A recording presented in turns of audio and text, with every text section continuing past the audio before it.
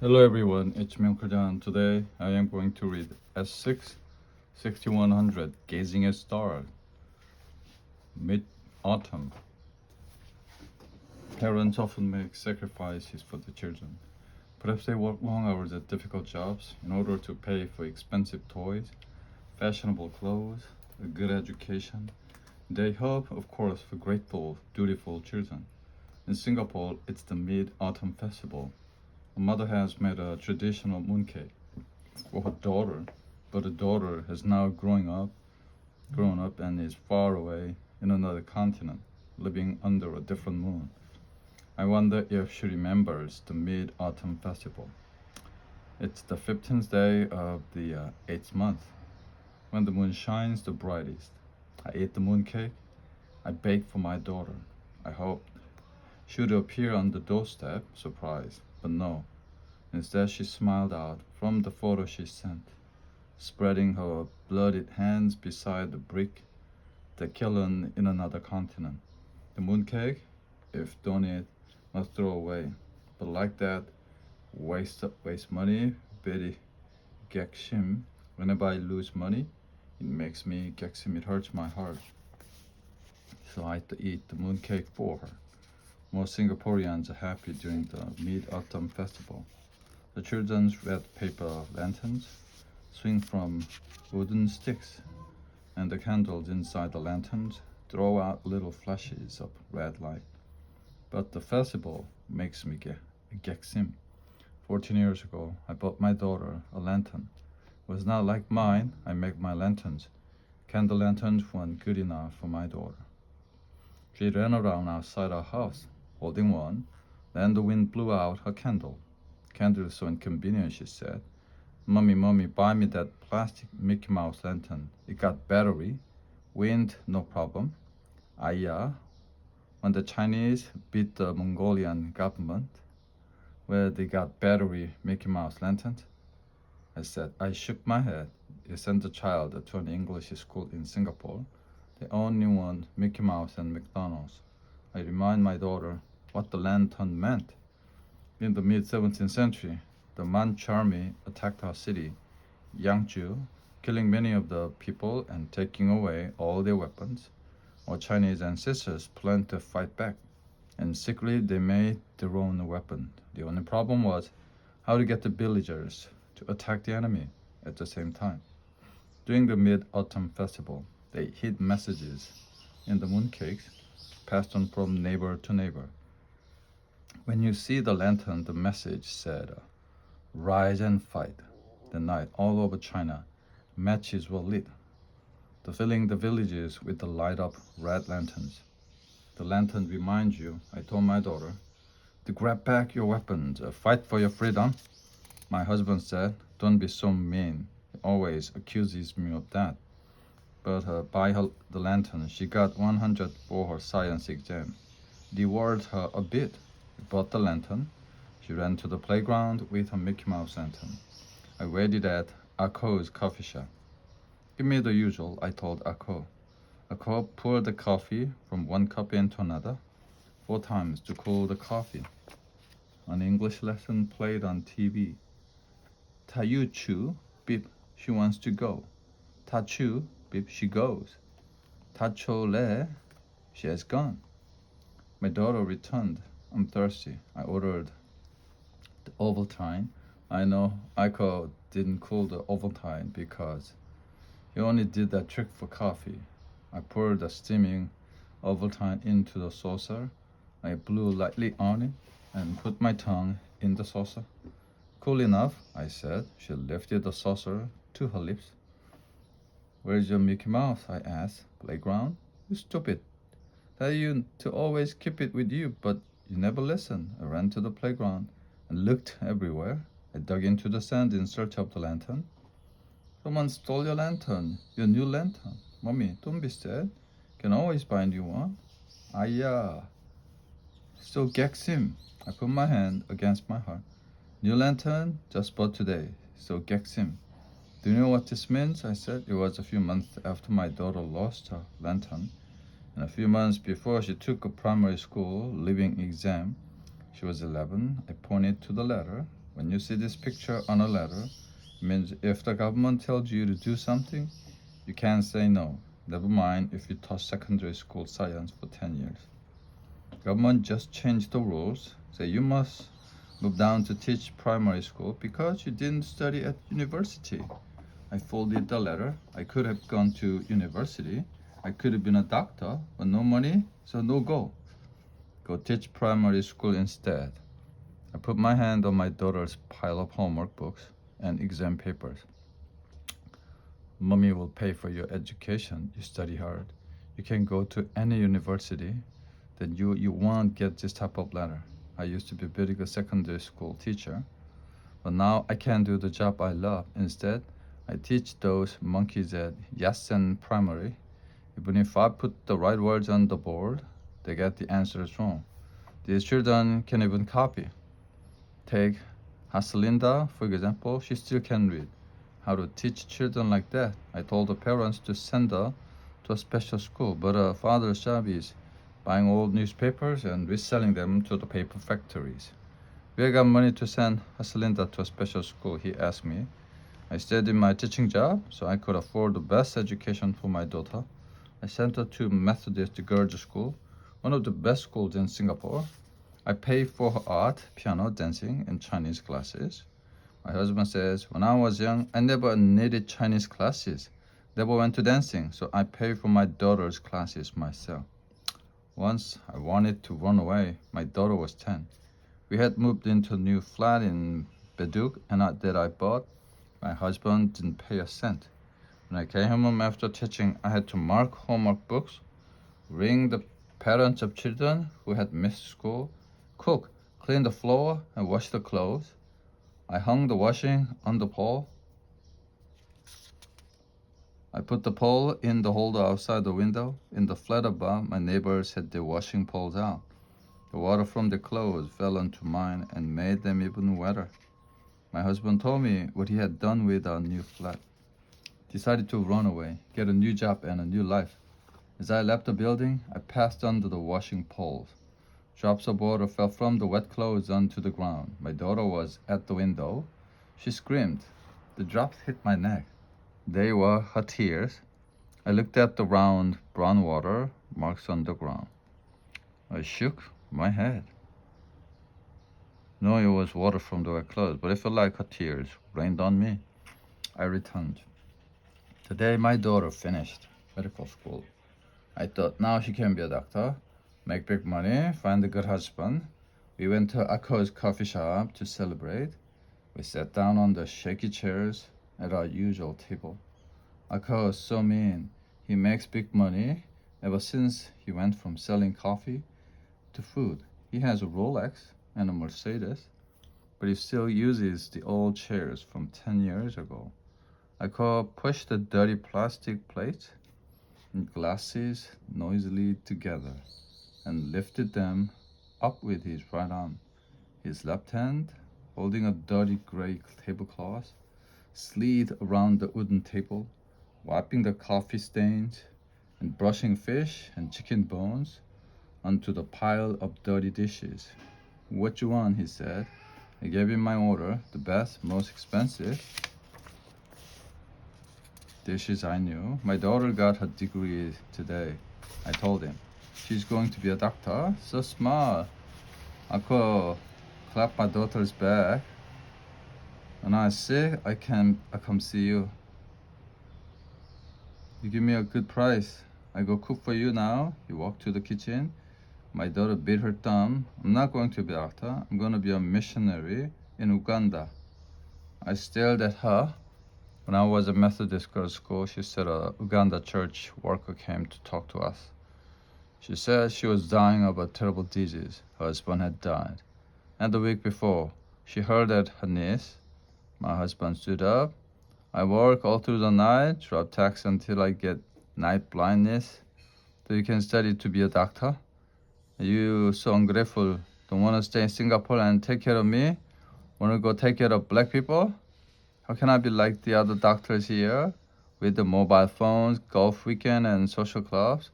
While people are dying in Uganda, You go to Uganda, my husband said, and this will be the last meal you have with us. Akoa was cooking in his tiny kitchen at one end of the coffee shop. Clouds of steam poured from his pot and pans and filled the room. The smoke is getting to me, my daughter said. I followed her outside. It was the Mid-Autumn Festival.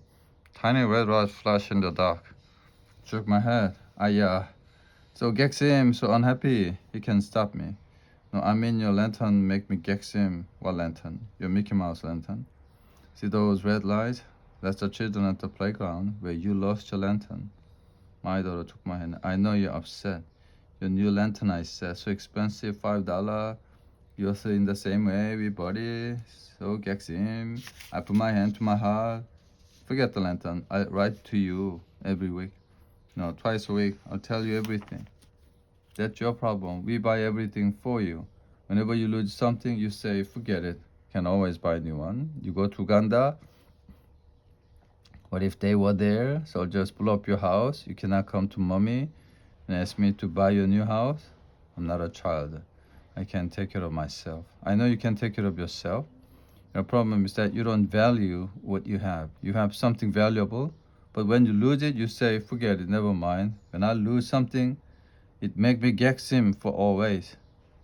Were you going to get money to work in Uganda? I said. My daughter tells me, Gacha is even on a tiny bird, so he will provide for her. I say, looking after birds not difficult. You know what birds eat? Insects. You're gonna live on Ugandan insect. My daughter thinks she can bear being poor. What does she know about it? When I always give her nice food.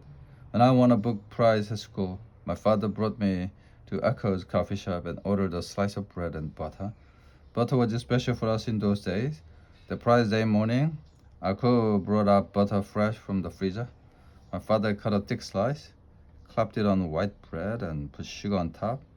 He poured my Ovaltine into the saucer and cooled it with his breath. I heard the noise my teeth made on the frozen butter and sugar.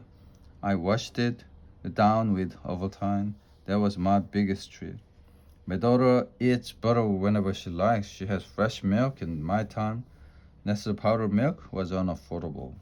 My daughter tells me she can bear being poor. The church will pay my salary. People give money to missionary. But like that, we got financial independence. She doesn't say anything. She does not seem worried. I told her something I never told anyone before. Was the only way to stop her from making my mistake.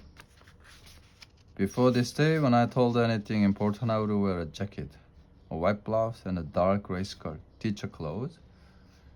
She would sit and I would stand in front of her. Now I would lay on my bed in pajama. My daughter stood in front of me, arms folded. The night I fought with your father, you were 10. He took $20,000 from my bank account. How can he just take your money? I have a joint account with your father. We can both use the money in it. My daughter frowned. I lowered my head.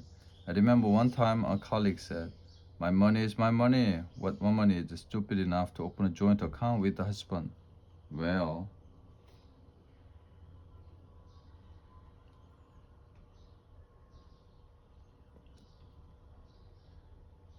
I'm that woman. My daughter shook her head. I pulled a blanket over my chest.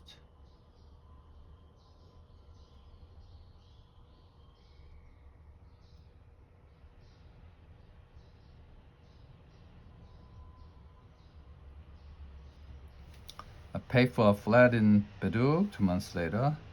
Your father sold the flat, took the money, put it in his own account. He made me buy a new flat in Clementi.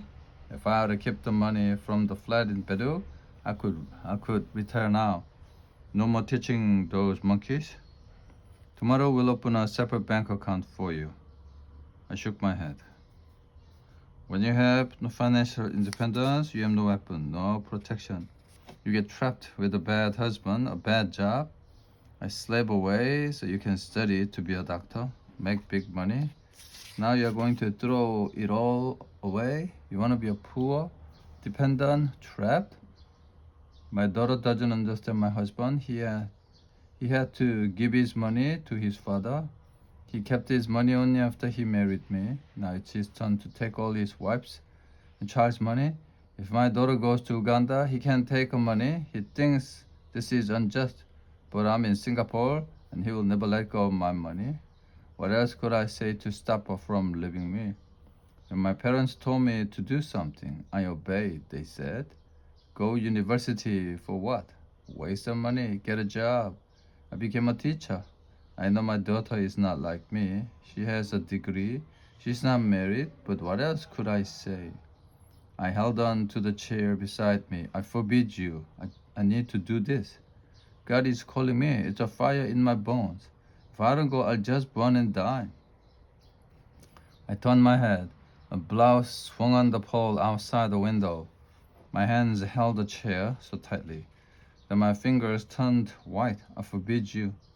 My daughter left me. We went to a room and shut the door behind her. I rubbed the feeling back into my hands. The next day, when she returned from church, I asked her what she had done. She said nothing. She received letters from Missionary Society. She stayed out late at night. I asked her where she went. Some meeting. Nothing much. When a man telephoned her, she told me, oh, it's nobody. She used to tell me everything. Now she just say, oh, nothing. She used to say, oh, nothing, her father. Now she has begun to, oh, nothing, me as well. 2 months later, I woke up and she was gone. I went to school to teach the monkey. The money I earned went into the joint account. My husband spent it on beer and gambling. When I was home, I cooked meals for two. I did the washing. I put out the washing pole, and the wet clothes danced in the wind. Many nights ago, when she was 10, my daughter begged me to stay. Now I could not ask her to return. God called, and she obeyed. Today is the Mid-Autumn Festival. It is a year since my daughter's departure. I ate the mooncake I baked for her. Below my balcony, children run across the pavement in the moonlight. The lanterns flash, making red shapes of lions, stars, roses on the ground. My parents never bought lanterns. I made my own lantern, like I do now. My fingers push and pull the wire, forcing it into the right shape. I wrap the red paper around the wire and place a candle in the middle. Children's laughter floats up to my balcony. Do they know what the lanterns mean? I taught those monkeys every day, so my daughter could be free. But now she is poorer than me, so Gexim. She spreads her damaged hands in the photo she sent me. On the postcard she said, built brick, clean for hospital, hands cut, performed operation. Local nurse said usually I'm in white coat, so clean, so far from her. When built clean, hands cut like hers, she feels close to me. God works to create good to all our pain. Very busy, will run again. She lives in Uganda, has so little money. How to survive? My friends say I'm stupid. They would never let their children work abroad. Once you let them go, they never come back. They say they will visit you or phone you, but they don't mean it. You'll never see her again. My daughter put her arms around me when I bought the Mickey Mouse lantern. This is my dream, my best gift. On Mother's Day, she told me that I was her best gift. She sang me a Chinese song she learned at school. In the word, only mother is good. She who has a mother is like a jewel. I don't want her to treat me like her lantern. The lantern made her shout, clap, dance, but when she lost it, she said, forget it, never mind. She once said I was her best gift. Now that she has left me, what will she say? I shake my head. My lantern turns at the wind as the wind spins it round. The wind cannot blow out the red light that flashes in the darkness. I raise the red lantern and pray for her return. Anil, a story from Malaysia, retold by Claire West. Parents always want the best for their children, to give them the best and chances in life, to escape from poverty and hunger and despair, to find success, wealth, and happiness. The only life Anil knows is one of poverty in a small Indian village. His father and mother are servants of the village headman. There are no hopes of a better life for Anil until one hot night in March, when a chance suddenly opens, but at what price? On a hot summer night in the middle of March, there was a little village where the villagers kept to themselves in small huts, sleeping deeply and dreaming their dreams that rarely came to anything. Probably a new cow for the Kapusami, the milkman, or a new sewing machine for Rajgopal, who made clothes for all the local people. Housewives dreamed of tomorrow's cooking, and the children dreamed of waking up to another day, and the next, until it was over as soon as it began. Meanwhile, the streets were completely dark, with no lighting. As the village slept the night away, a little boy in one of the huts was wide awake, and lay awake on his mat, staring up at the roof. There were many holes in the ceiling, so many that they had to put pots under the various holes every time it rained. But tonight, he could only see one hole because through it a small star shone down upon him. Anil was 7 years old, the only son of Raghunathan, the village headman's servant.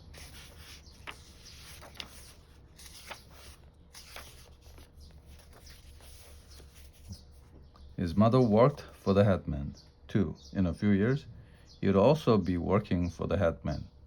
Though he had no knowledge of this for now, he found the star fascinating. His parents would not even stop for a second to stare at a star, but he did because he believed in the magical wonders of life. Because his dreams were bigger than him.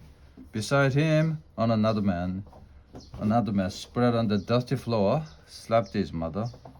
She wore a faded sari, one of the four that she owned, each as faded as the other. Her blouse was wet under the arms, and rolls of fat were visible around the stomach. Her skin was covered in sweat, and her fly hung over it.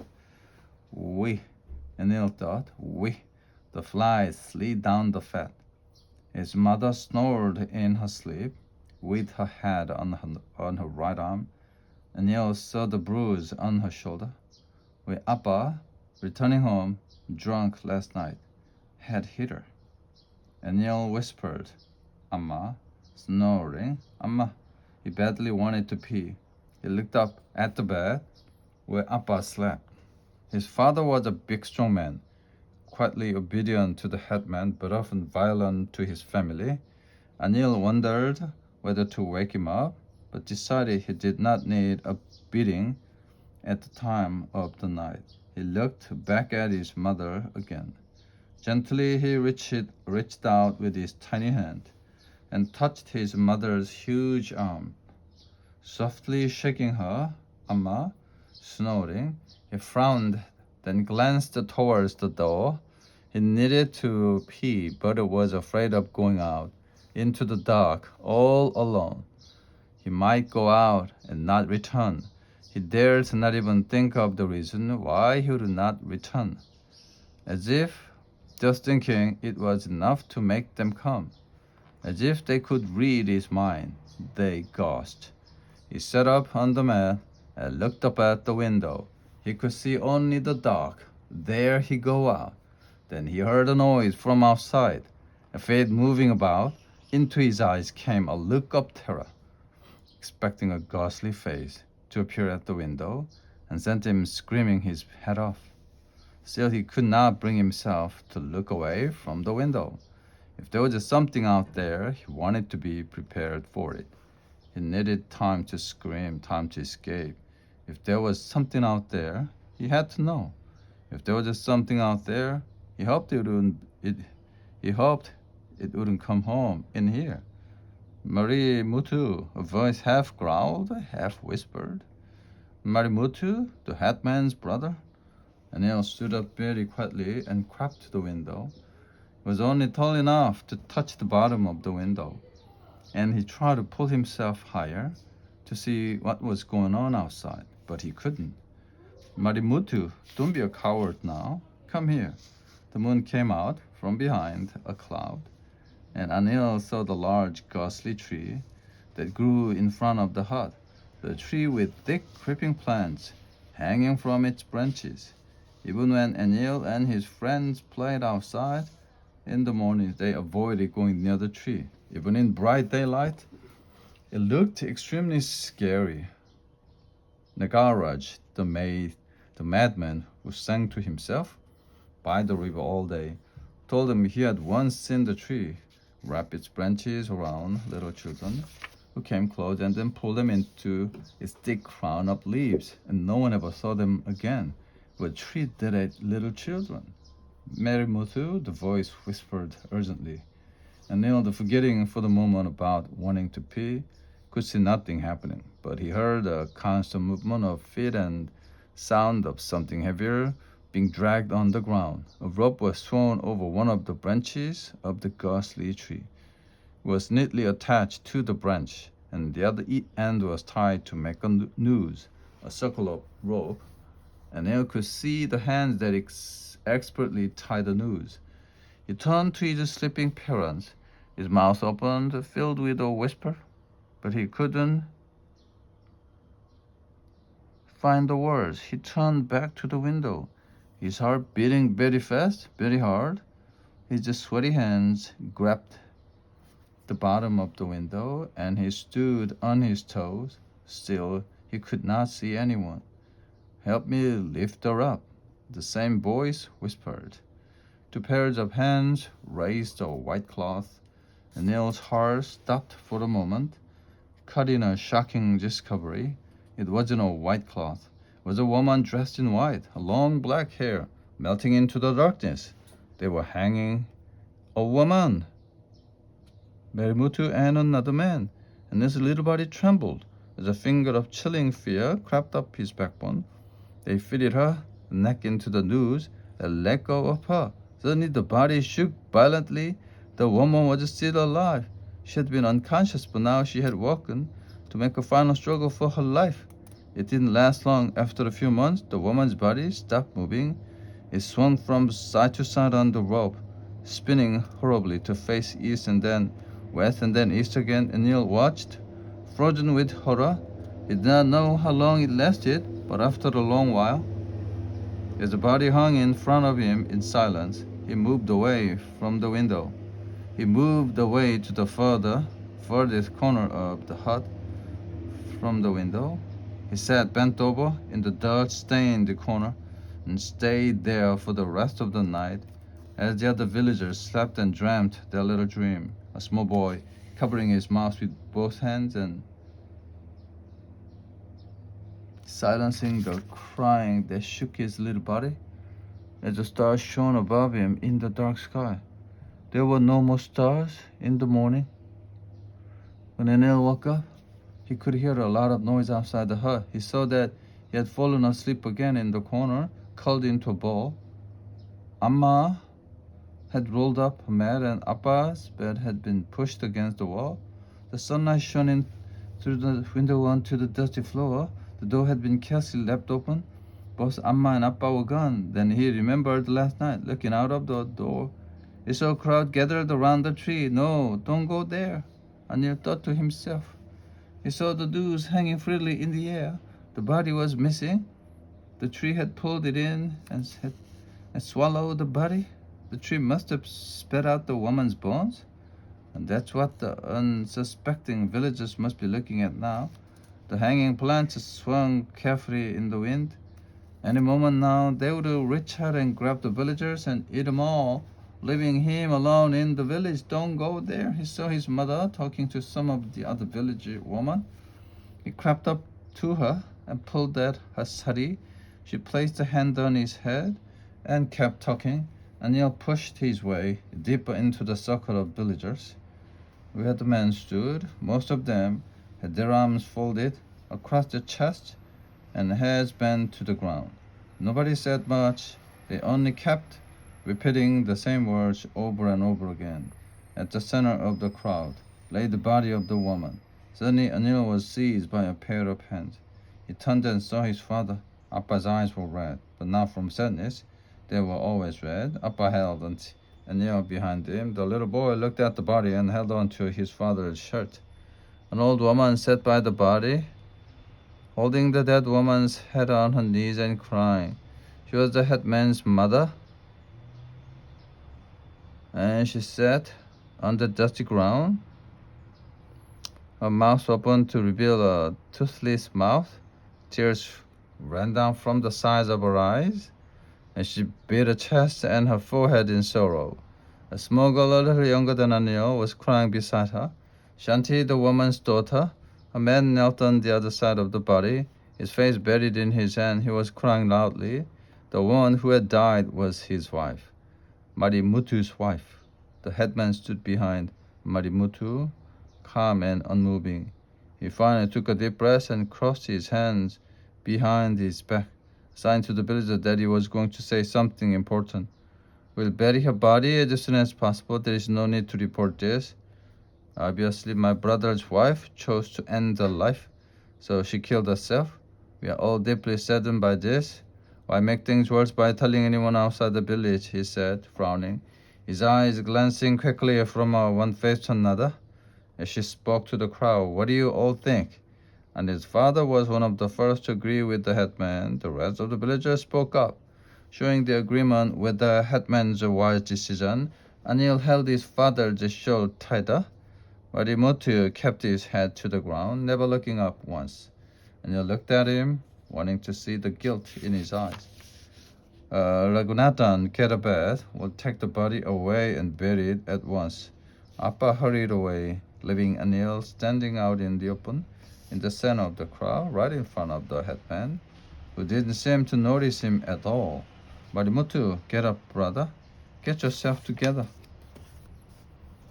Upon hearing these words from his brother, Marimutu started crying loudly, all over again. Crowds started to become noisy, asking for the reasons why Marimutu's wife would have wanted to kill herself. The headman stayed silent, angry that his family's personal life had been laid out for public discussion. He heard whispers that the woman had been bitten by Marimutu. He heard whispers that his family had mistreated her, and he suddenly found himself whispering to Marimutu, You killed her? You killed your wife?" Marimutu turned sharply to face his accuser, his eyes showing his guilt for one short moment, but then he saw the little boy and pretended to be wrapped in sorrow once again. Headman's hand came onto Anil's shoulder. Anil looked up at him and repeated his words. He did it. I know he did it. I saw it. Come with me, son, the headman said. He led the boy out of the car so that none of the villagers could hear Anil's word. Anil's father was coming in their direction, carrying his bed on his shoulder. Raghunathan, get someone else to carry on with the burial, said the headman. I want to speak with you. Raghunathan dropped the bed and called out to the milkman, Kupasamy, to replace him. He ran after the headman, who was pulling a confused Anil along beside him. The three of them began to walk to the headman's house. I have to talk to you, Raghunathan. I have to talk to you about this son of yours. Raghunathan, the uneducated father, unable to read or write, the person with the little dream, the man who was always ready to serve his employer, nodded agreeably. You will study hard and be an engineer, a doctor, or a lawyer. Make this family, father, proud of you. Do you understand? You're very, very lucky to have this chance. You're going to be studying in a big university and becoming someone great one day. You understand? And you better not play the fool and mix with bad boys. I'll come down there and give you a good beating. Do you understand? Anil looked up at his father and nodded, tears swimming in his eyes. His lower lip trembled. Your mother has made these sweets for you. Take them. Don't finish everything on the train. Keep some for later. Be a good boy. Don't forget your parents. Remember to write back. Understand? Anil nodded again, his tears beginning to fall. Don't be silly. Men don't cry. You're going into a man's world. You must behave like a man now. His father got down from the train and stood outside the window, a hand reaching in to pull Anil towards him and kiss his forehead. Train let out a whistle. announcing its intention to depart in a short while. Are you sending me away because I saw him do it? Anil asked. Raghunatha was surprised and shocked by the question. He was ashamed of helping the headman to hide the truth about Marimuthu's wife's death. He was also ashamed that he had jumped at the chance to send his son away from the village to receive an education in the town. But this was probably his son's only chance of escape from a life with no hope, life that Raghunathan was only too familiar with. Was it wrong to sacrifice truth and justice for that? Someday you will understand, son. Someday you will see that it's for your own good. It is for the best. Train started to move, his tired wheels pushing away from the station. His father held on to his hand and moved along with the train. Be a good boy, Anil. Remember, your Appa and your Amma. Remember this village, he cried out as the train gained speed and left the station. Anil put his head outside the window, shouted as loudly as he could, his hands stretched out towards his father. Appa, I don't want to go away. I don't want to leave you. Where am I going? How will I know you will still be here when I come back? Stop this train, stop the train. In the distance, he saw his father fall to his knee, a bent, despairing figure who had just let go of his only son. I will never forget you, Appa. Forget Amma. I will never forget the village and the evil that it buries today. And he sat in his train, Siddharth cried. A few miles away in the fields, the villagers stood around the burning body of the woman who had killed herself. Marimuthu, a husband, cut in his heartbreaking sorrow, his eyes hidden in his hand, heard the train leaving the village and looked up to see it speeding across the horizon. The heat from the funeral fire changed the shape of the distant train, making it look like a squiggly worm. Headman put his arm around Marimuthu's shoulder. Marimuthu turned to his brother and saw the shadow of a smile on his lips. He breathed a deep sigh of relief. The end.